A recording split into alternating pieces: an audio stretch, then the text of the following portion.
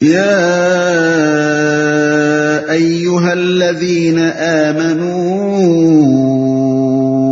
إذا نودي للصلاة من يوم الجمعة فاسعوا إلى ذكر الله وذروا البيع ذلكم خير لكم إن كنتم تعلمون۔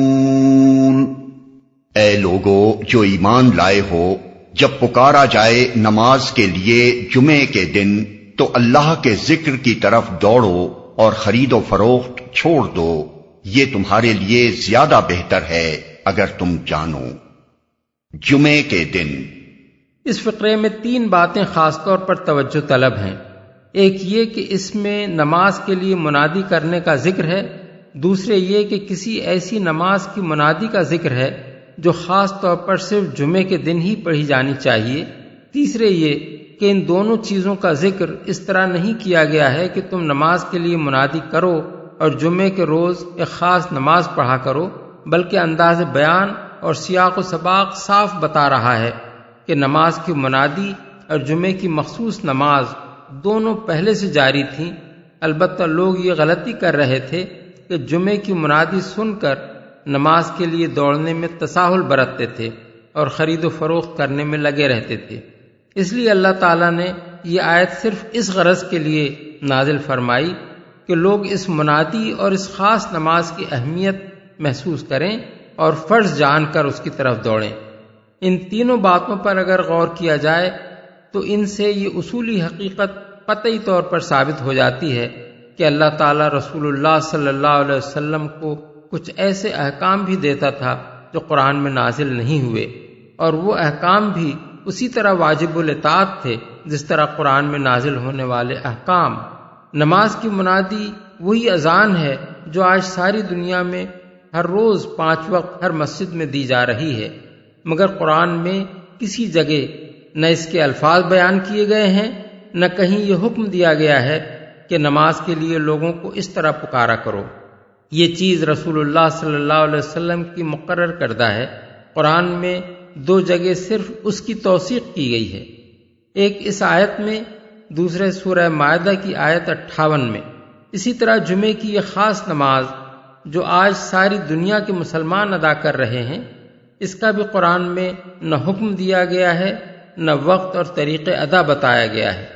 یہ طریقہ بھی رسول اکرم صلی اللہ علیہ وسلم کا جاری کردہ ہے، اور قرآن کی یہ آیت صرف اس کی اہمیت اور اس کے وجوب کی شدت بیان کرنے کے لیے نازل ہوئی ہے۔ اس صریح دلیل کے باوجود جو شخص یہ کہتا ہے کہ شرعی احکام صرف وہی ہیں جو قرآن میں بیان ہوئے ہیں، وہ دراصل سنت کا نہیں، قرآن کا منکر ہے۔ آگے بڑھنے سے پہلے جمعے کے بارے میں چند امور اور بھی جان لینے چاہیے۔ جمعہ دراصل ایک اسلامی اصطلاح ہے۔ زمانہ جاہلیت میں اہل عرب اسے یوم عروبہ کہا کرتے تھے۔ اسلام میں جب اس کو مسلمانوں کے اجتماع کا دن قرار دیا گیا تو اس کا نام جمعہ رکھا گیا، اگرچہ مورخین کہتے ہیں کہ کعب بن لبئی یا قصی بن کلاب نے بھی اس دن کے لیے یہ نام تجویز کیا تھا، کیونکہ اس روز وہ قریش کے لوگوں کا اجتماع کیا کرتا تھا۔ فتح الباری۔ لیکن اس فعل سے قدیم نام تبدیل نہیں ہوا، بلکہ عام اہل عرب اسے عروبہ ہی کہتے تھے۔ نام کی حقیقی تبدیلی اس وقت ہوئی جب اسلام میں اس دن کا یہ نیا نام رکھا گیا۔ اسلام سے پہلے ہفتے کا ایک دن عبادت کے لیے مخصوص کرنے اور اس کو شعار ملت قرار دینے کا طریقہ اہل کتاب میں موجود تھا۔ یہودیوں کے ہاں اس غرض کے لیے سبت یعنی ہفتے کا دن مقرر کیا گیا تھا، کیونکہ اسی دن اللہ تعالیٰ نے بنی اسرائیل کو فرعون کی غلامی سے نجات دی تھی۔ عیسائیوں نے اپنے آپ کو یہودیوں سے ممیز کرنے کے لیے اپنا شعار ملت اتوار کا دن قرار دیا، اگرچہ اس کا کوئی حکم نہ حضرت عیسیٰ نے دیا تھا نہ انجیل میں کہیں اس کا ذکر آیا ہے۔ لیکن عیسائیوں کا عقیدہ یہ ہے کہ صلیب پر جان دینے کے بعد حضرت عیسیٰ اسی روز قبر سے نکل کر آسمان کی طرف گئے تھے۔ اسی بنا پر بعد کے عیسائیوں نے اسے اپنی عبادت کا دن قرار دے لیا۔ پھر سن 321 عیسوی میں رومی سلطنت نے ایک حکم کے ذریعے سے اس کو عام تعطیل کا دن مقرر کر دیا۔ اسلام نے ان دونوں ملتوں سے اپنی ملت کو ممیز کرنے کے لیے یہ دونوں دن چھوڑ کر جمعے کو اجتماعی عبادت کے لیے اختیار کیا۔ حضرت عبداللہ بن عباس اور حضرت ابو مسعود انصاری کی روایات سے معلوم ہوتا ہے کہ جمعے کی فرضیت کا حکم نبی صلی اللہ علیہ وسلم پر ہجرت سے کچھ مدت پہلے مکہ معظمہ ہی میں نازل ہو چکا تھا، لیکن اس وقت آپ اس پر عمل نہیں کر سکتے تھے کیونکہ مکے میں کوئی اجتماعی عبادت ادا کرنا ممکن نہ تھا۔ اس لیے آپ نے ان لوگوں کو جو آپ سے پہلے ہجرت کر کے مدینہ منورہ پہنچ چکے تھے یہ حکم لکھ بھیجا کہ وہاں جمعہ قائم کریں۔ چنانچہ ابتدائی مہاجرین کے سردار حضرت مصعب بن عمیر نے 12 آدمیوں کے ساتھ مدینے میں پہلا جمعہ پڑھا۔ طبرانی، دارقطنی۔ حضرت کعب بن مالک اور ابن سیرین کی روایت یہ ہے کہ اس سے پہلے مدینے کے انصار نے بطور خود قبل اس کے کہ حضور کا حکم ان کو پہنچا ہوتا آپس میں یہ طے کیا تھا کہ ہفتے میں ایک دن مل کر اجتماعی عبادت کریں گے۔ اس غرض کے لیے انہوں نے یہودیوں کے سبت اور عیسائیوں کے اتوار کو چھوڑ کر جمعے کا دن انتخاب کیا اور پہلا جمعہ حضرت اسعد بن زرارہ نے بنی بیاضہ کے علاقے میں پڑھا جس میں 40 آدمی شریک ہوئے۔ بروایت مسند احمد، ابو داؤد، ابن ماجہ، ابن حبان، عبد بن حمید، عبد الرزاق، بہقی۔ اس سے معلوم ہوتا ہے کہ اسلامی ذوق خود اس وقت یہ مطالبہ کر رہا تھا کہ ایسا ایک دن ہونا چاہیے جس میں زیادہ سے زیادہ مسلمان جمع ہو کر اجتماعی عبادت کریں، اور یہ بھی اسلامی ذوق ہی کا تقاضا تھا کہ وہ دن ہفتے اور اتوار سے الگ ہو تاکہ مسلمانوں کا شعار ملت یہود و نصارہ کے شعار ملت سے الگ رہے۔ یہ صحابہ کرام کی اسلامی ذہنیت کا ایک عجیب کرشمہ ہے کہ بسا اوقات ایک حکم آنے سے پہلے ہی ان کا ذوق کہہ دیتا تھا کہ اسلام کی روح فلاں چیز کا تقاضا کر رہی ہے۔ رسول اللہ صلی اللہ علیہ وسلم نے ہجرت کے بعد جو اولین کام کیے ان میں سے ایک جمعے کی اقامت بھی تھی۔ مکہ معظمہ سے ہجرت کر کے آپ پیر کے روز قباء پہنچے، 4 دن وہاں قیام فرمایا، 5ویں روز جمعے کے دن وہاں سے مدینے کی طرف روانہ ہوئے۔ راستے میں بنی سالم بن عوف کے مقام پر تھے کہ نماز جمعہ کا وقت آ گیا۔ اسی جگہ آپ نے پہلا جمعہ ادا فرمایا۔ بروایت ابن ہشام۔ اس نماز کے لیے رسول اللہ صلی اللہ علیہ وسلم نے زوال کے بعد کا وقت مقرر فرمایا تھا، یعنی وہی وقت جو ظہر کی نماز کا وقت ہے۔ ہجرت سے پہلے حضرت مصعب بن عمیر کو جو تحریری حکم آپ نے بھیجا تھا اس میں آپ کا ارشاد یہ تھا فَإِذَا مَالَ النَّهَارُ عَنْ شَطْرِهِ عِنْدَ الزَّوَالِ مِنْ يَوْمِ الْجُمْعَةِ فَتَقْرِبُوا إِلَى اللَّهِ تَعَالَى بِرَكْعَتَيْنِ۔ بروایت دارقطنی۔ یعنی جب جمعے کے روز دن نصف النہار سے ڈھل جائے تو 2 رکعت نماز کے ذریعے سے اللہ کے حضور تقرب حاصل کرو۔ یہی حکم ہجرت کے بعد آپ نے قولاً بھی دیا اور عملاً بھی۔ اسی وقت پر آپ جمعے کی نماز پڑھاتے رہے۔ حضرت انس، حضرت سلمہ بن اکوع، حضرت جابر بن عبداللہ، حضرت زبیر بن العوام، حضرت سہل بن سعد، حضرت عبداللہ بن مسعود، حضرت عمار بن یاسر اور حضرت بلال سے اس مضمون کی روایات کتب حدیث میں منقول ہوئی ہیں کہ حضور صلی اللہ علیہ وسلم جمعے کی نماز زوال کے بعد ادا فرمایا کرتے تھے۔ مسند احمد، بخاری، مسلم، ابو داؤد، نسائی، ترمذی۔ یہ امر بھی آپ کے عمل سے ثابت ہے کہ اس روز آپ ظہر کی نماز کے بجائے جمعے کی نماز پڑھاتے تھے۔ اس نماز کی صرف 2 رکعتیں ہوتی تھیں اور اس سے پہلے آپ خطبہ ارشاد فرماتے تھے۔ یہی فرق جمعے کی نماز اور عام دنوں کی نماز ظہر میں تھا۔ حضرت عمر رضی اللہ تعالی عنہ فرماتے ہیں صلاۃ المسافر رکعتان و صلاۃ الفجر رکعتان و صلاۃ الجمعہ رکعتان، تمام غیر قصر علی لسان نبیکم صلی اللہ علیہ وسلم و انما قصرت الجمعۃ لاجل الخطبہ۔ بروایت احکام القرآن للجساس۔ یعنی تمہارے نبی صلی اللہ علیہ وسلم کی زبان مبارک سے نکلے ہوئے حکم کی روح سے مسافر کی نماز 2 رکعت ہے، فجر کی نماز 2 رکعت ہے اور جمعے کی نماز 2 رکعت ہے۔ یہ پوری نماز ہے، قصر نہیں ہے، اور جمعے کو خطبے کی خاطر ہی مختصر کیا گیا ہے۔ جس اذان کا یہاں ذکر ہے اس سے مراد وہ اذان ہے جو خطبے سے پہلے دی جاتی ہے، نہ کہ وہ اذان جو خطبہ سے کافی دیر پہلے لوگوں کو یہ اطلاع دینے کے لیے دی جاتی ہے کہ جمعے کا وقت شروع ہو چکا ہے۔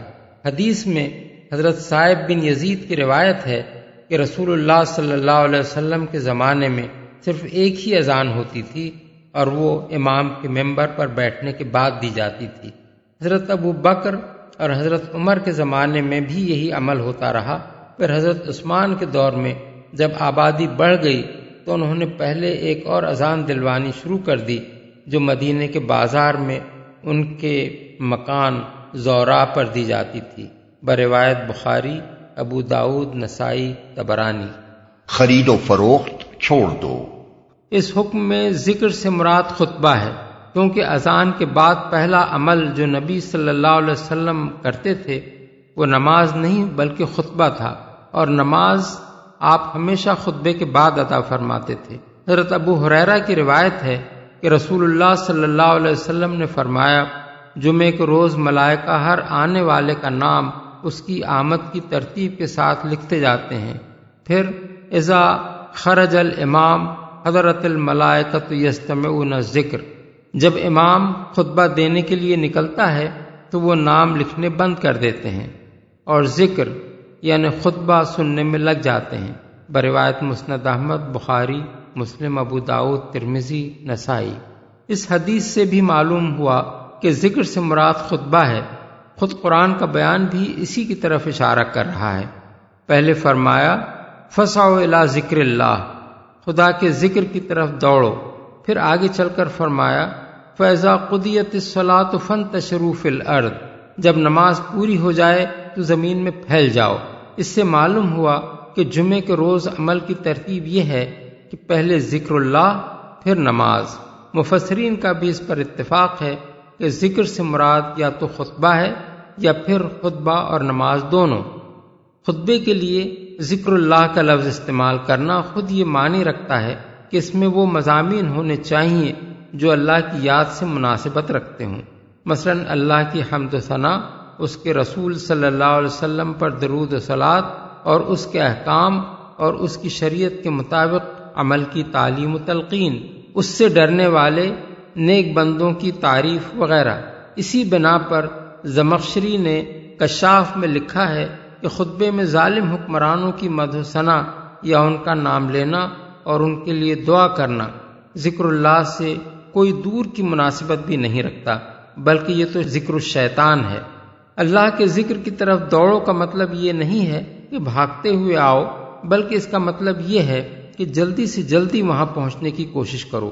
اردو زبان میں بھی ہم دوڑ دھوپ کرنا، بھاگ دوڑ کرنا سرگرم کوشش کے معنی میں بولتے ہیں، نہ کہ بھاگنے کے معنی میں۔ اسی طرح عربی میں بھی سعی کے معنی بھاگنے ہی کے نہیں ہیں۔ قرآن میں اکثر مقامات پر سعی کا لفظ کوشش اور جد و جہد کے معنی میں استعمال ہوا ہے۔ مثلا لیس للانسان الا ما سعى ومن اراد الآخرۃ وسعى لها سعيها فلما بلغ معه السعي واذا تولى سعى في الارض ليفسد فيها۔ مفسرین نے بھی بالاتفاق اس کو اہتمام کے معنی میں لیا ہے۔ ان کے نزدیک سعی یہ ہے کہ آدمی اذان کی آواز سن کر فوراً مسجد پہنچنے کی فکر میں لگ جائے، اور معاملہ صرف اتنا ہی نہیں ہے۔ حدیث میں بھاگ کر نماز کے لیے آنے کی صاف صاف ممانعت وارد ہوئی ہے۔ حضرت ابو ہریرہ کی روایت ہے کہ رسول اللہ صلی اللہ علیہ وسلم نے فرمایا، جب نماز کھڑی ہو تو اس کی طرف سکون و وقار کے ساتھ چل کر آؤ، بھاگتے ہوئے نہ آؤ۔ پھر جتنی نماز بھی مل جائے اس میں شامل ہو جاؤ، اور جتنی چھوٹ جائے اسے بعد میں پورا کر لو۔ صحیح ستہ۔ حضرت ابو قتادہ انصاری فرماتے ہیں، ایک مرتبہ ہم حضور کے پیچھے نماز پڑھ رہے تھے کہ یکایک لوگوں کے بھاگ بھاگ کر چلنے کی آواز آئی۔ نماز ختم کرنے کے بعد حضور نے ان لوگوں سے پوچھا، یہ کیسی آواز تھی؟ ان لوگوں نے عرض کیا ہم نماز میں شامل ہونے کے لیے بھاگ کر آ رہے تھے۔ فرمایا ایسا نہ کیا کرو، نماز کے لیے جب بھی آؤ پورے سکون کے ساتھ آؤ، جتنی مل جائے اس کو امام کے ساتھ پڑھ لو، جتنی چھوٹ جائے وہ بعد میں پوری کر لو۔ بروایت بخاری و مسلم۔ خرید و فروخت چھوڑ دو کا مطلب صرف خرید و فروخت ہی چھوڑنا نہیں ہے، بلکہ نماز کے لیے جانے کی فکر اور اہتمام کے سوا ہر دوسری مصروفیت چھوڑ دینا ہے۔ بیع کا ذکر خاص طور پر صرف اس لیے کیا گیا ہے کہ جمعے کے روز تجارت خوب چمکتی تھی، آس پاس کی بستیوں کے لوگ سمٹ کر ایک جگہ جمع ہو جاتے تھے، تاجر بھی اپنا مال لے لے کر وہاں پہنچ جاتے تھے، لوگ بھی اپنی ضرورت کی چیزیں خریدنے میں لگ جاتے تھے۔ لیکن ممانعت کا حکم صرف بیع تک محدود نہیں ہے، بلکہ دوسرے تمام مشاغل بھی اس کے تحت آ جاتے ہیں، اور چونکہ اللہ تعالیٰ نے صاف صاف ان سے منع فرمایا ہے، اس لیے فقہاء اسلام کا اس بات پر اتفاق ہے کہ جمعے کی اذان کے بعد بیع اور ہر قسم کا کاروبار حرام ہے۔ یہ حکم قطعی طور پر نماز جمعہ کے فرض ہونے پر دلالت کرتا ہے۔ اول تو اذان سنتے ہی اس کے لیے دوڑنے کی تاکید بجائے خود اس کی دلیل ہے، پھر بیع جیسی حلال چیز کا اس کی خاطر حرام ہو جانا یہ ظاہر کرتا ہے کہ وہ فرض ہے۔ مزید برآں ظہر کی فرض نماز کا جمعے کے روز ساقط ہو جانا اور نماز جمعہ کا اس کی جگہ لے لینا بھی اس کی فرضیت کا صریح ثبوت ہے، کیونکہ ایک فرض اسی وقت ساقط ہوتا ہے جب اس کی جگہ لینے والا فرض اس سے زیادہ اہم ہو۔ اسی کی تائید بکثرت احادیث کرتی ہیں، جن میں رسول اللہ صلی اللہ علیہ وسلم نے جمعے کی سخت ترین تاکید کی ہے اور اسے صاف الفاظ میں فرض قرار دیا ہے۔ حضرت عبداللہ بن مسعود کی روایت ہے کہ حضور نے فرمایا میرا جی چاہتا ہے کسی اور شخص کو اپنی جگہ نماز پڑھانے کے لیے کھڑا کر دوں اور جا کر ان لوگوں کے گھر جلا دوں جو جمعے کی نماز پڑھنے کے لیے نہیں آتے۔ بروایت مسند احمد اور بخاری۔ حضرت ابو ہریرہ اور حضرت عبداللہ بن عباس اور حضرت عبداللہ بن عمر کہتے ہیں کہ ہم نے جمعے کے خطبے میں حضور کو یہ فرماتے سنا ہے، لوگوں کو چاہیے کہ جمعہ چھوڑنے سے باز آ جائیں، ورنہ اللہ ان کے دلوں پر ٹھپا لگا دے گا اور وہ غافل ہو کر رہ جائیں گے۔ بروایت مسند احمد، مسلم، نسائی۔ حضرت ابو الجعد زمری، حضرت جابر بن عبداللہ اور حضرت عبداللہ بن ابی اوفا کی روایات میں حضور کے جو ارشادات منقول ہوئے ہیں ان سے معلوم ہوتا ہے کہ جو شخص کسی حقیقی ضرورت اور جائز عذر کے بغیر محض بے پرواہی کی بنا پر مسلسل 3 جمعے چھوڑ دے، اللہ اس کے دل پر مہر لگا دیتا ہے۔ بلکہ ایک روایت میں تو الفاظ یہ ہیں کہ اللہ اس کے دل کو منافق کا دل بنا دیتا ہے۔ بروایت مسند احمد، ابو داؤد، نسائی، ترمذی، ابن ماجہ، دارمی، حاکم، ابن حبان، بزاز، طبرانی الکبیر۔ حضرت جابر بن عبداللہ کہتے ہیں کہ حضور نے فرمایا آج سے لے کر قیامت تک جمعہ تم لوگوں پر فرض ہے، جو شخص اسے ایک معمولی چیز سمجھ کر یا اس کا حق نہ مان کر اسے چھوڑے، خدا اس کا حال درست نہ کرے، نہ اسے برکت دے۔ خوب سن رکھو، اس کی نماز نماز نہیں، اس کی زکوٰۃ زکوٰۃ نہیں، اس کا حج حج نہیں، اس کا روزہ روزہ نہیں، اور اس کی کوئی نیکی نیکی نہیں، جب تک کہ وہ توبہ نہ کرے، اور پھر جو توبہ کر لے اللہ اسے معاف فرمانے والا ہے۔ بروایت ابن ماجہ، بزار۔ اسی سے قریب المعنی ایک روایت طبرانی نے اوسط میں ابن عمر سے نقل کی ہے۔ علاوہ بری بکثرت روایات ہیں جن میں حضور نے جمعے کو بالفاظ صریح فرض اور حق واجب قرار دیا ہے۔ حضرت عبداللہ بن عمر بن عاص کی روایت ہے کہ حضور نے فرمایا جمعہ ہر اس شخص پہ فرض ہے جو اس کی اذان سنے۔ بروایت ابو داؤد، دارقطنی۔ جابر بن عبداللہ اور ابو سعید خدری کہتے ہیں کہ آپ نے خطبے میں فرمایا جان لو کہ اللہ نے تم پر نماز جمعہ فرض کی ہے۔ بروایت بہقی۔ البتہ آپ نے عورت، بچے، غلام، مریض اور مسافر کو اس فرضیت سے مستثنی قرار دیا ہے۔ حضرت حفصہ کی روایت ہے کہ حضور نے فرمایا جمعے کے لیے نکلنا ہر بالغ پر واجب ہے، بروایت نسائی۔ حضرت طارق بن شہاب کی روایت میں آپ کا ارشاد یہ ہے کہ جمعہ ہر مسلمان پر جماعت کے ساتھ پڑھنا واجب ہے سوائے غلام، عورت، بچے اور مریض کے، بروایت ابو داؤد، حاکم۔ حضرت جابر بن عبداللہ کی روایت میں آپ کے الفاظ یہ ہیں، جو شخص اللہ اور روز آخرت پر ایمان رکھتا ہو اس پر جمعہ فرض ہے، الا یہ کہ عورت ہو یا مسافر ہو یا غلام ہو یا مریض ہو، بروایت دارقطنی، بہقی۔ قرآن و حدیث کی انہی تصریحات کی وجہ سے جمعے کی فرضیت پر پوری امت کا اجماع ہے۔ فَإِذَا قُضِيَتِ الصَّلَاةُ فَانتَشِرُوا فِي الْأَرْضِ وَابْتَغُوا مِن فَضْلِ اللَّهِ وَاذْكُرُوا اللَّهَ كَثِيرًا لَعَلَّكُمْ تُفْلِحُونَ۔ پھر جب نماز پوری ہو جائے تو زمین میں پھیل جاؤ اور اللہ کا فضل تلاش کرو اور اللہ کو کثرت سے یاد کرتے رہو، شاید کہ تمہیں فلاح نصیب ہو جائے۔ اللہ کا فضل تلاش کرو، اس کا مطلب یہ نہیں ہے کہ جمعے کی نماز کے بعد زمین میں پھیل جانا اور تلاش رزق کی دوڑ دھوپ میں لگ جانا ضروری ہے، بلکہ یہ ارشاد اجازت کے معنی میں ہے۔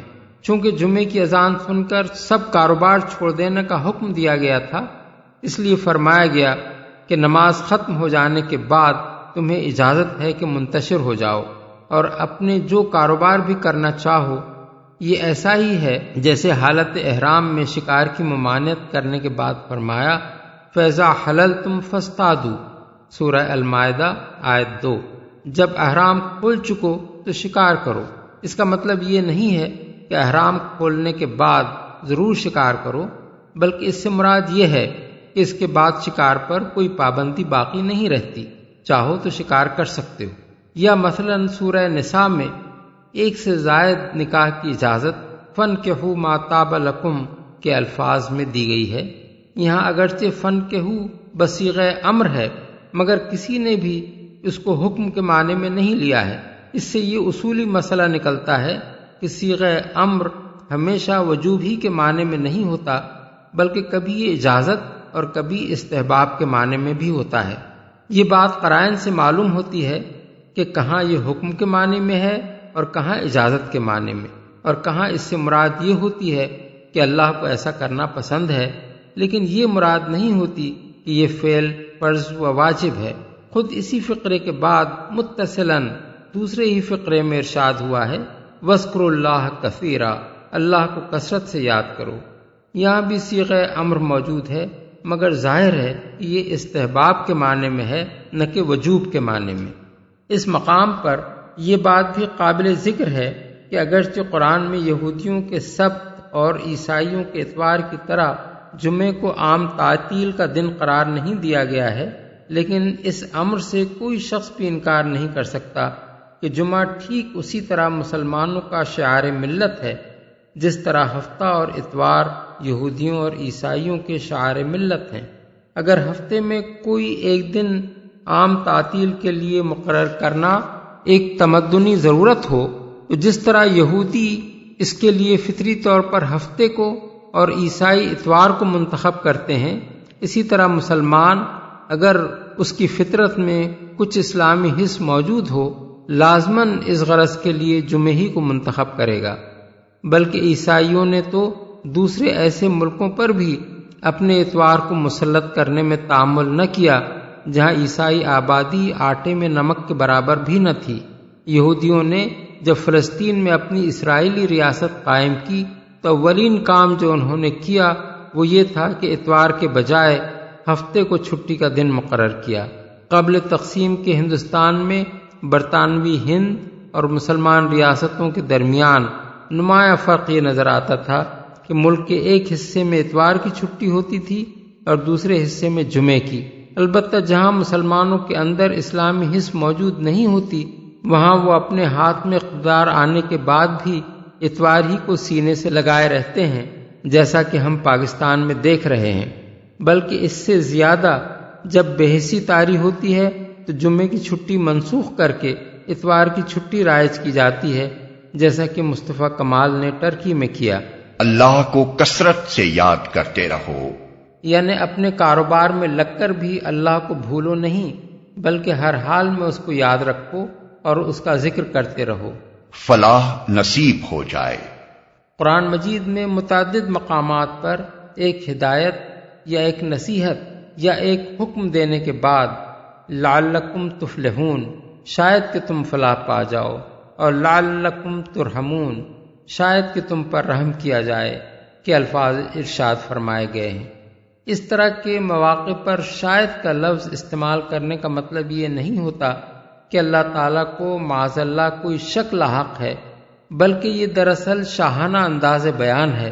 یہ ایسا ہی ہے جیسے کوئی مہربان آقا اپنے غلام سے کہے کہ تم فلاں خدمت انجام دو، شاید کہ تمہیں ترقی مل جائے۔ اس میں ایک لطیف وعدہ پوشیدہ ہوتا ہے جس کی امید پر ملازم دل لگا کر بڑے شوق کے ساتھ وہ خدمت انجام دیتا ہے۔ کسی بادشاہ کی زبان سے کسی ملازم کے لیے یہ فقرہ نکل جائے تو اس کے گھر خوشی کے شادیانے بچ جاتے ہیں۔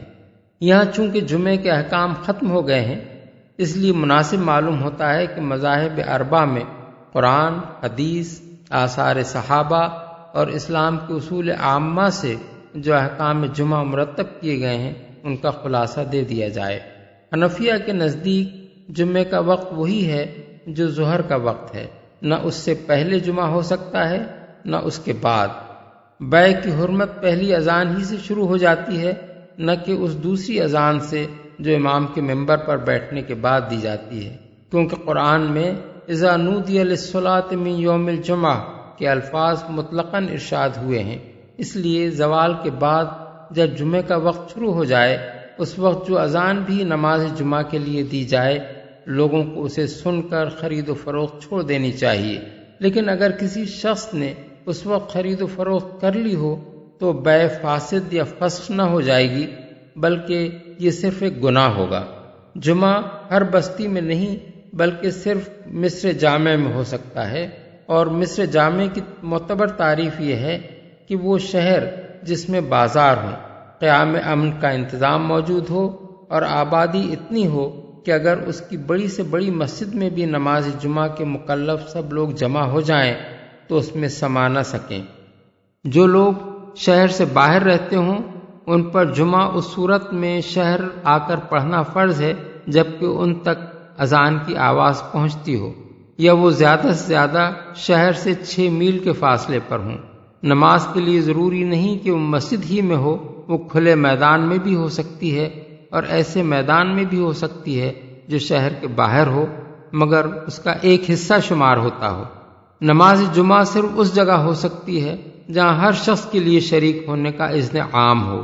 کسی بند جگہ جہاں ہر ایک کو آنے کی اجازت نہ ہو، خواہ کتنے ہی لوگ جمع ہو جائیں، جمعہ صحیح نہیں ہو سکتا۔ صحت جمعہ کے لیے ضروری ہے کہ جماعت میں کم از کم بقول امام ابو حنیفہ امام کے سوا 3 آدمی، یا بقول ابو یوسف و محمد امام سمیت 2 آدمی ایسے موجود ہوں جن پر جمعہ فرض ہے۔ جن عذرات کی بنا پر ایک شخص سے جمعہ ساقط ہو جاتا ہے وہ یہ ہیں: آدمی حالت سفر میں ہو، یا ایسا بیمار ہو کہ چل کر نہ آ سکتا ہو، یا دونوں ٹانگوں سے معذور ہو، یا اندھا ہو۔ مگر امام ابو یوسف اور امام محمد کے نزدیک اندھے پر سے صرف اس وقت جمعے کی فرضیت ساقط ہوتی ہے جبکہ وہ کوئی ایسا آدمی نہ پاتا ہو جو اسے چلا کر لے جائے، یا کسی ظالم سے اس کو جان اور آبرو کا یا ناقابل برداشت مالی نقصان کا خطرہ ہو، یا سخت بارش اور کیچڑ پانی ہو، یا آدمی قید کی حالت میں ہو۔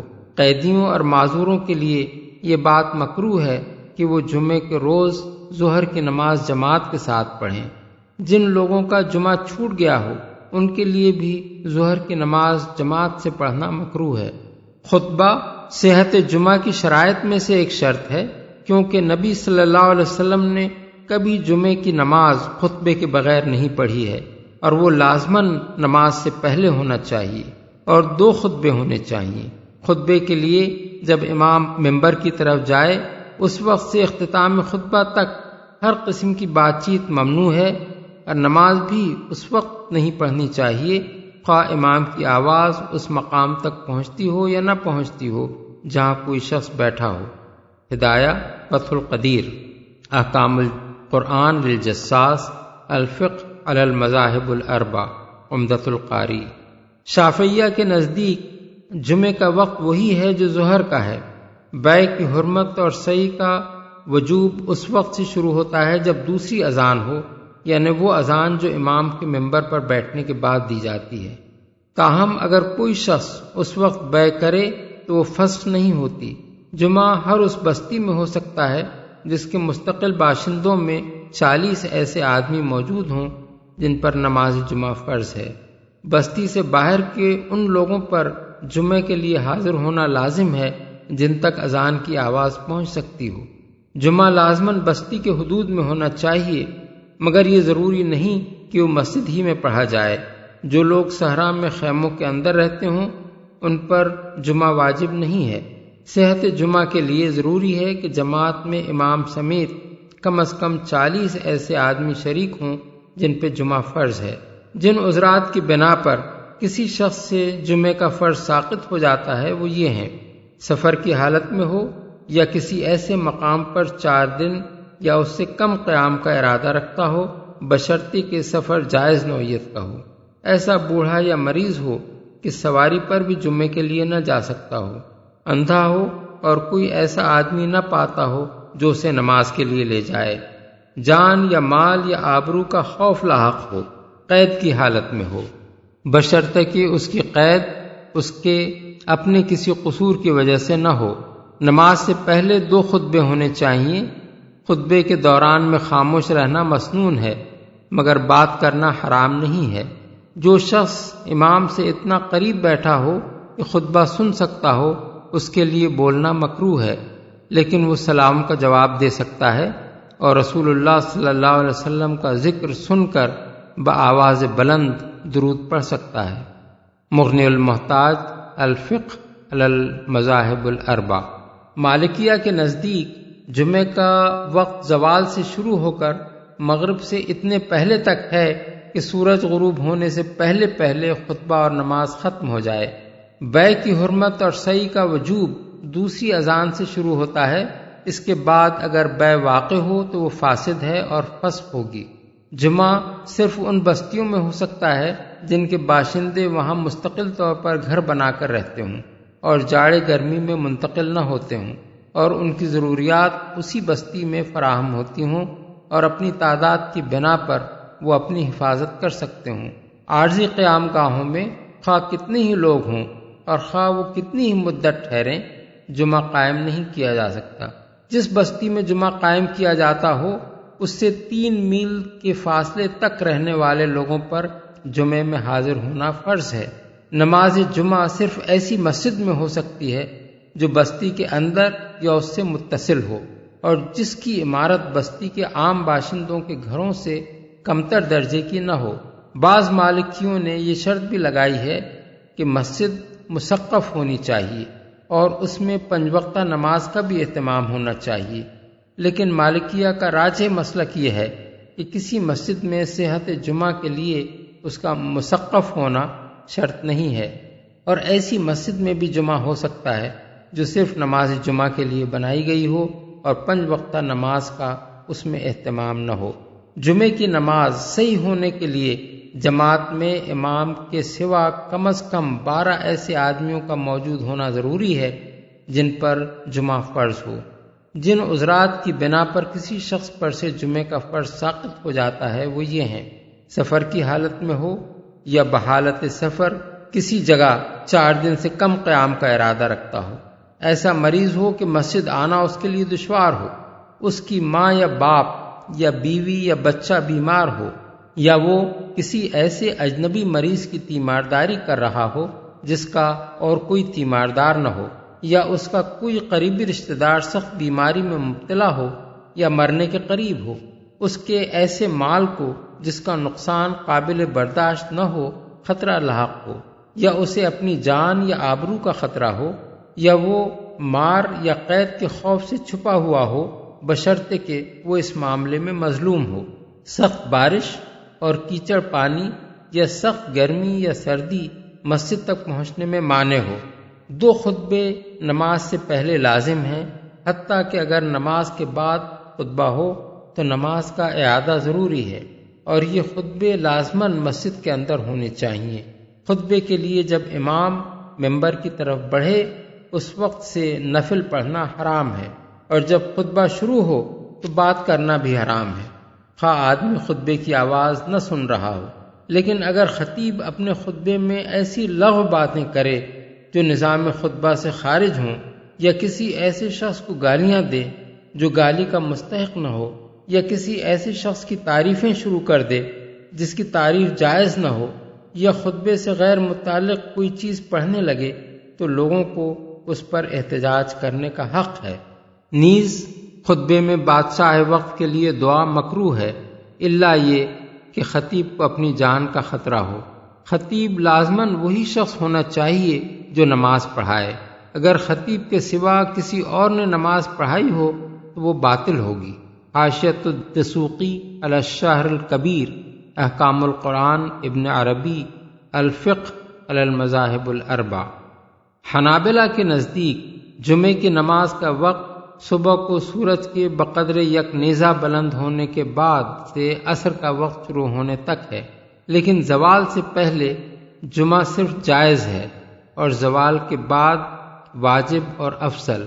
بیع کی حرمت اور سعی کے وجوب کا وقت دوسری اذان سے شروع ہوتا ہے، اس کے بعد جو بیع ہو وہ سرے سے منعقد ہی نہیں ہوتی۔ جمعہ صرف اس جگہ ہو سکتا ہے جہاں 40 ایسے آدمی جن پر جمعہ فرض ہو مستقل طور پر گھروں میں نہ کہ خیموں میں آباد ہوں، یعنی جاڑے اور گرمی میں منتقل نہ ہوتے ہوں۔ اس غرض کے لیے بستی کے گھروں اور محلوں کے باہم متصل یا متفرق ہونے سے کوئی فرق نہیں پڑتا۔ ان سب کے مجموعے کا نام ایک ہو تو وہ ایک ہی بستی ہے، خواہ اس کے ٹکڑے ایک دوسرے سے میلوں کے فاصلے پر ہوں۔ ایسی بستی سے جو لوگ 3 میل کے اندر رہتے ہوں ان پر جمعے کے لیے حاضر ہونا فرض ہے۔ جماعت میں امام سمیت 40 آدمیوں کی شرکت ضروری ہے۔ نماز کے لیے ضروری نہیں ہے کہ وہ مسجد ہی میں ہو، کھلے میدان میں بھی ہو سکتی ہے۔ جن عذرات کی بنا پر کسی شخص سے جمعے کا فرض ساقط ہو جاتا ہے وہ یہ ہیں: مسافر ہو اور جمعے کی بستی میں 4 دن یا اس سے کم قیام کا ارادہ رکھتا ہو، ایسا مریض ہو کہ سواری پر آنا بھی اس کے لیے مشکل ہو، اندھا ہو الا یہ کہ خود راستہ ٹٹول کر آ سکتا ہو۔ کسی دوسرے شخص کے سہارے آنا اندھے کے لیے واجب نہیں ہے۔ سخت سردی یا سخت گرمی یا سخت بارش اور کیچڑ نماز کی جگہ پہنچنے میں مانع ہو، کسی ظالم کے ظلم سے بچنے کے لیے چھپا ہوا ہو، جان یا آبرو کا خطرہ یا ایسے مالی نقصان کا خوف ہو جو قابل برداشت نہ ہو۔ نماز سے پہلے 2 خطبے ہونے چاہیے۔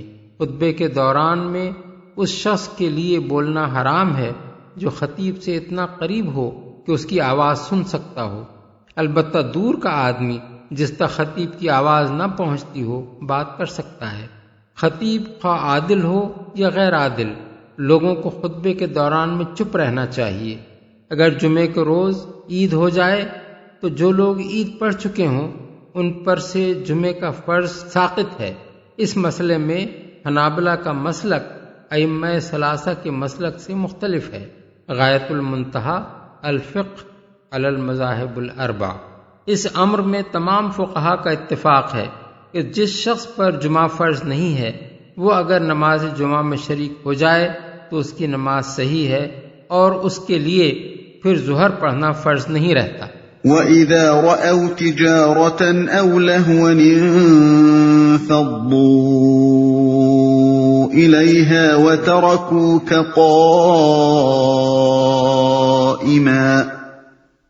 قُلْ مَا عِندَ اللَّهِ خَيْرٌ مِّنَ اللَّهْوِ وَمِنَ التِّجَارَةِ وَاللَّهُ خَيْرُ الرَّازِقِينَ۔ اور جب انہوں نے تجارت اور کھیل تماشا ہوتے دیکھا تو اس کی طرف لپک گئے اور تمہیں کھڑا چھوڑ دیا۔ ان سے کہو جو کچھ اللہ کے پاس ہے وہ کھیل تماشے اور تجارت سے بہتر ہے، اور اللہ سب سے بہتر رزق دینے والا ہے۔ کھڑا چھوڑ دیا۔ یہ ہے وہ واقعہ جس کی وجہ سے اوپر کی آیات میں جمعے کے احکام ارشاد فرمائے گئے ہیں۔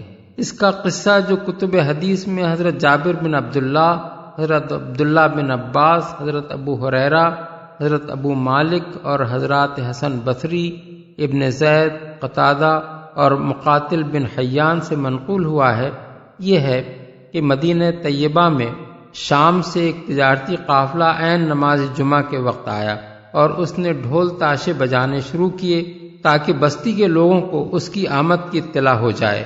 رسول اللہ صلی اللہ علیہ وسلم اس وقت خطبہ ارشاد فرما رہے تھے۔ ڈھول تاشوں کی آوازیں سن کر لوگ بے چین ہو گئے اور 12 آدمیوں کے سوا باقی سب بقیع کی طرف دوڑ گئے جہاں قافلہ اترا ہوا تھا۔ اس قصے کی روایات میں سب سے زیادہ معتبر روایت حضرت جابر بن عبداللہ کی ہے، جسے امام احمد، بخاری، مسلم، ترمذی، ابو عوانہ، عبد بن حمید، ابو یعلا وغیرہ نے متعدد سندوں سے نقل کیا ہے۔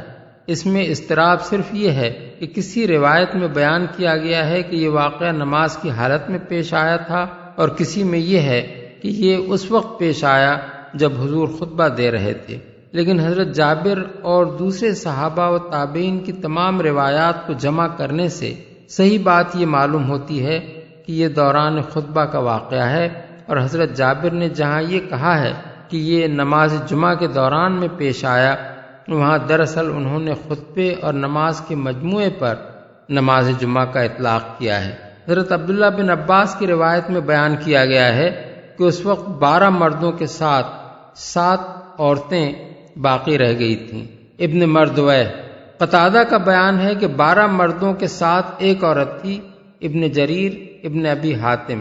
دارقطنی کی ایک روایت میں 40 افراد اور عبد بن حمید کی روایت میں 7 نفر بیان کیے گئے ہیں، اور فرہ نے 8 نفر لکھے ہیں، لیکن یہ سب ضعیف روایات ہیں، اور قتادہ کی یہ روایت بھی ضعیف ہے کہ اس طرح کا واقعہ 3 مرتبہ پیش آیا تھا۔ ابن جریر۔ معتبر روایت حضرت عبداللہ بن جابر کی ہے، جس میں باقی رہ جانے والوں کی تعداد 12 بتائی گئی ہے، اور قتادہ کی ایک روایت کے سوا باقی تمام صحابہ و تابعین کی روایات اس پر متفق ہیں کہ یہ واقعہ صرف ایک مرتبہ پیش آیا۔ باقی رہ جانے والوں کے متعلق مختلف روایات کو جمع کرنے سے معلوم ہوتا ہے کہ ان میں حضرت ابو بکر، حضرت عمر، حضرت عثمان، حضرت علی، حضرت عبداللہ بن مسعود، حضرت عمار بن یاسر، حضرت سالم مولا حذیفہ اور حضرت جابر بن عبداللہ شامل تھے۔ حافظ ابو یعلا نے حضرت جابر بن عبداللہ کی جو روایت نقل کی ہے اس میں بیان کیا گیا ہے کہ جب لوگ اس طرح نکل کر چلے گئے اور صرف 12 اصحاب باقی رہ گئے تو ان کو خطاب کر کے حضور نے فرمایا، والذی نفسی بیدہ لو تتابعتم حتی لم یبق منکم احد لسال بکم الوادی نارا، اگر تم سب چلے جاتے اور ایک بھی باقی نہ رہتا تو یہ وادی آگ سے بہہ نکلتی۔ اسی سے ملتا جلتا مضمون ابن مردویہ نے حضرت عبداللہ بن عباس سے اور ابن جریر نے قتادہ سے نقل کیا ہے۔ شیعہ حضرات نے اس واقعے کو بھی صحابہ پر طعن کرنے کے لیے استعمال کیا ہے۔ وہ کہتے ہیں کہ صحابہ کی اتنی بڑی تعداد کا خطبے اور نماز کو چھوڑ کر تجارت اور کھیل تماشے کی طرف دوڑ جانا اس بات کا ثبوت ہے کہ وہ دنیا کو آخرت پر ترجیح دیتے تھے، لیکن یہ ایک سخت بیجا اعتراض ہے جو صرف حقائق سے آنکھیں بند کر کے ہی کیا جا سکتا ہے۔ دراصل یہ واقعہ ہجرت کے بعد قریبی زمانے ہی میں پیش آیا تھا۔ اس وقت ایک طرف تو صحابہ کی اجتماعی تربیت ابتدائی مراحل میں تھی، اور دوسری طرف کفار مکہ نے اپنے اثر سے مدینہ طیبہ کے باشندوں کی سخت معاشی ناکہ بندی کر رکھی تھی، جس کی وجہ سے مدینے میں اشیاء ضرورت کمیاب ہو گئی تھیں۔ حضرت حسن بصری فرماتے ہیں کہ اس وقت مدینے میں لوگ بھوکوں مر رہے تھے اور قیمتیں بہت چڑھی ہوئی تھیں۔ ابن جریر۔ اس حالت میں جب ایک تجارتی قافلہ آیا تو لوگ اس اندیشے سے کہ کہیں ہمارے نماز سے فارغ ہوتے ہوتے سامان فروخت نہ ہو جائے گھبرا کر اس کی طرف دوڑ گئے۔ یہ ایک ایسی کمزوری اور غلطی تھی جو اس وقت اچانک تربیت کی کمی اور حالات کی سختی کے باعث رونما ہو گئی تھی، لیکن جو شخص بھی ان صحابہ کی وہ قربانیاں دیکھے گا جو اس کے بعد انہوں نے اسلام کے لیے کیں، اور یہ دیکھے گا کہ عبادات اور معاملات میں ان کی زندگیاں کیسی زبردست تقویٰ کی شہادت دیتی ہیں، وہ ہرگز یہ الزام رکھنے کی جرأت نہ کر سکے گا کہ ان کے اندر دنیا کو آخرت پر ترجیح دینے کا کوئی مرض پایا جاتا تھا، الا یہ کہ اس کے اپنے دل میں صحابہ سے بغض کا مرض پایا جاتا ہو۔ تاہم یہ واقعہ جس طرح صحابہ کے معترضین کی تائید نہیں کرتا، اسی طرح ان لوگوں کے خیالات کی تائید بھی نہیں کرتا جو صحابہ کی عقیدت میں غلو کر کے اس طرح کے دعوے کرتے ہیں کہ ان سے کبھی کوئی غلطی سرزد نہیں ہوئی، یا ہوئی بھی ہو تو اس کا ذکر نہیں کرنا چاہیے، کیونکہ ان کی غلطی کا ذکر کرنا اور اسے غلطی کہنا ان کی توہین ہے، اور اس سے ان کی عزت و وقت دلوں میں باقی نہیں رہتی، اور اس کا ذکر ان آیات و احادیث کے خلاف ہے جن میں صحابہ کے مغفور اور مقبول بارگاہ الہی ہونے کی تصریح کی گئی ہے۔ یہ ساری باتیں سراسر مبالغہ ہیں جن کے لیے قرآن و حدیث میں کوئی سند موجود نہیں ہے۔ یہاں ہر شخص دیکھ سکتا ہے کہ اللہ تعالیٰ نے خود اس غلطی کا ذکر کیا ہے جو صحابہ کی ایک کثیر تعداد سے صادر ہوئی تھی، اس کتاب میں کیا ہے جسے قیامت تک ساری امت کو پڑھنا ہے، اور اسی کتاب میں کیا ہے جس میں ان کے مغفور اور مقبول بارگاہ ہونے کی تصریح کی گئی ہے۔ پھر حدیث و تفسیر کی تمام کتابوں میں صحابہ سے لے کر بعد کے اکابر اہل سنت تک نے اس غلطی کی تفصیلات بیان کی ہیں۔ کیا اس کے معنی یہ ہیں کہ اللہ تعالیٰ نے یہ ذکر انہی صحابہ کی وقت دلوں سے نکالنے کے لیے کیا ہے جن کی وقت وہ خود دلوں میں قائم فرمانا چاہتا ہے؟ اور کیا اس کا مطلب یہ ہے کہ صحابہ اور تابعین اور محدثین و مفسرین نے اس قصے کی ساری تفصیلات اس شرعی مسئلے سے ناواقفیت کی بنا پر بیان کر دی ہیں جو یہ غالی حضرات بیان کیا کرتے ہیں؟ اور کیا فی الواقع سورہ جمعہ پڑھنے والے اور اس کی تفسیر کا مطالعہ کرنے والے لوگوں کے دلوں سے صحابہ کی وقت نکل گئی ہے؟ اگر ان میں سے ہر سوال کا جواب نفی میں ہے، اور یقیناً نفی میں ہے، تو وہ سب بے جا اور مبالغہ آمیز باتیں غلط ہیں جو احترام صحابہ کے نام سے بعض لوگ کیا کرتے ہیں۔ حقیقت یہ ہے کہ صحابہ کرام کوئی آسمانی مخلوق نہ تھے، بلکہ اسی زمین پر پیدا ہونے والے انسانوں میں سے تھے۔ وہ جو کچھ بھی بنے رسول اللہ صلی اللہ علیہ وسلم کی تربیت سے بنے۔ یہ تربیت بتدریج سال ہر سال تک ان کو دی گئی۔ اس کا جو طریقہ قرآن و حدیث میں ہم کو نظر آتا ہے وہ یہ ہے کہ جب کبھی ان کے اندر کسی کمزوری کا ظہور ہوا، اللہ اور اس کے رسول نے بروقت اس کی طرف توجہ فرمائی، اور فوراً اس خاص پہلو میں تعلیم و تربیت کا ایک پروگرام شروع ہو گیا جس میں وہ کمزوری پائی گئی تھی۔ اسی نماز جمعہ کے معاملے میں ہم دیکھتے ہیں کہ جب قافلہ تجارت والا واقعہ پیش آیا تو اللہ تعالیٰ نے سورہ جمعہ کا یہ رکوع نازل فرما کر اس پر تنبیہ کی اور جمعے کے آداب بتائے۔ پھر اس کے ساتھ ہی رسول اللہ صلی اللہ علیہ وسلم نے مسلسل اپنے خطبات مبارکہ میں فرضیت جمعہ کی اہمیت لوگوں کے ذہن نشین فرمائی اور تفصیل کے ساتھ ان کو آداب جمعہ کی تعلیم دی۔ چنانچہ احادیث میں یہ ساری ہدایات ہم کو بڑی واضح صورت میں ملتی ہیں۔ حضرت ابو سعید خدری کا بیان ہے کہ حضور نے فرمایا، ہر مسلمان کو جمعے کے روز غسل کرنا چاہیے، دانت صاف کرنے چاہیے، جو اچھے کپڑے اس کو میسر ہوں پہننے چاہیے، اور اگر خوشبو میسر ہو تو لگانی چاہیے۔ مسند احمد، بخاری، مسلم، ابو داؤد، نسائی۔ حضرت سلمان فارسی کہتے ہیں کہ حضور نے فرمایا، جو مسلمان جمعے کے روز غسل کرے اور حتی الامکان زیادہ سے زیادہ اپنے آپ کو پاک صاف کرے، سر میں تیل لگائے یا جو خوشبو گھر میں موجود ہو وہ لگائے، پھر مسجد جائے اور دو آدمیوں کو ہٹا کر ان کے بیچ میں نہ گھسے، پھر جتنی کچھ اللہ توفیق دے اتنی نماز نفل پڑھے، پھر جب امام بولے تو خاموش رہے، اس کے قصور ایک جمعے سے دوسرے جمعے تک معاف ہو جاتے ہیں۔ بخاری، مسند احمد۔ قریب قریب اسی مضمون کی روایات حضرت ابو ایوب انصاری، حضرت ابو ہریرہ اور حضرت نبیشۃ الحزلی نے بھی حضور سے نقل کی ہیں۔ مسند احمد، بخاری، مسلم، ابو داؤد، ترمذی، طبرانی۔ حضرت عبداللہ بن عباس کہتے ہیں کہ حضور نے فرمایا، جب امام خطبہ دے رہا ہو اس وقت جو شخص بات کرے وہ اس گدھے کے مانند ہے جس پر کتابیں لدی ہوئی ہوں، اور جو شخص اس سے کہے کہ چپ رہے اس کا بھی کوئی جمعہ نہیں ہوا۔ مسند احمد۔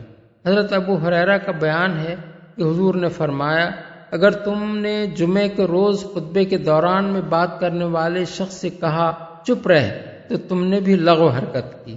بخاری، مسلم، نسائی، ترمذی، ابو داؤد۔ اسی سے ملتی جلتی روایات امام احمد، ابو داؤد، طبرانی نے حضرت علی اور حضرت ابو الدرداء سے نقل کی ہیں۔ اس کے ساتھ آپ نے خطیبوں کو بھی ہدایت فرمائی کہ لمبے لمبے خطبے دے کر لوگوں کو تنگ نہ کریں۔ آپ خود جمعے کے روز مختصر خطبہ ارشاد فرماتے اور نماز بھی زیادہ لمبی نہ پڑھاتے تھے۔ حضرت جابر بن سمرہ کہتے ہیں کہ حضور طویل خطبہ نہیں دیتے تھے، وہ بس چند مختصر کلمات ہوتے تھے۔ ابو داؤد۔ حضرت عبداللہ بن ابی اوفا کہتے ہیں کہ آپ کا خطبہ نماز کی بنسبت کم ہوتا تھا اور نماز اس سے زیادہ طویل ہوتی تھی۔ نسائی۔ حضرت عمار بن یاسر کی روایت ہے کہ آپ نے فرمایا، آدمی کی نماز کا طویل ہونا اور خطبے کا مختصر ہونا اس بات کی علامت ہے کہ وہ دین کی سمجھ رکھتا ہے۔ مسند احمد، مسلم۔ تقریباً یہی مضمون بزار نے حضرت عبداللہ بن مسعود سے نقل کیا ہے۔ ان باتوں سے اندازہ ہوتا ہے کہ حضور نے کس طرح لوگوں کو جمعے کے آداب سکھائے، یہاں تک کہ اس نماز کی وہ شان قائم ہوئی جس کی نظیر دنیا کی کسی قوم کی اجتماعی عبادت میں نہیں پائی جاتی۔ وہ کھیل تماشے اور تجارت سے بہتر ہے۔